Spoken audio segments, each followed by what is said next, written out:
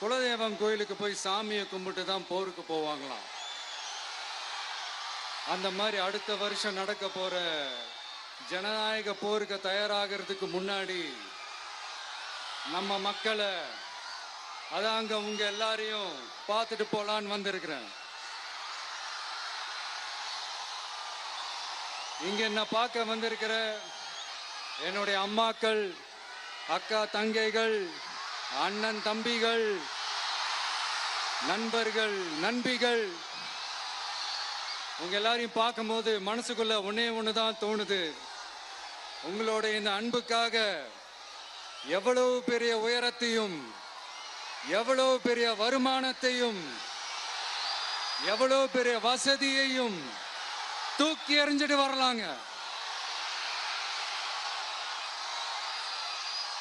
உங்களோட இந்த அன்பை விட, இந்த பாசத்தை விட, உங்களை விட எனக்கு இந்த உலகத்துல வேற எதுவுமே பெருசா தெரியல. ஒரு சாதாரணமா இருந்த ஒரு விஜய இந்த உயரத்துல தூக்கி வச்சு கொண்டாடிக்கிட்டு இருக்கிறீங்க. உங்க வீட்டுல ஒருத்தனாவே ஆக்கிட்டீங்க, உங்க சொந்தக்காரனாவே ஆக்கிட்டீங்க. என்னங்க பெரிய பணம் வேணுங்கிற அளவுக்கு பார்த்தாச்சு. அரசியலுக்கு வந்துதான் நான் பணம் சம்பாதிக்கணுமா என்ன? அதுக்கு கொஞ்சம் கூட அவசியமே இல்லை. எனக்கு எல்லாத்தையும் எல்லாமும் கொடுத்த உங்களுக்காக உழைக்கிறத தவிர எனக்கு வேற எந்த எண்ணமும் எந்த வேலையும் இல்லை. விஜய், விஜய் அண்ணா, விஜய் தம்பி, விஜய் தம்பி, நம்ம விஜய், நம்ம விஜய்ன்னு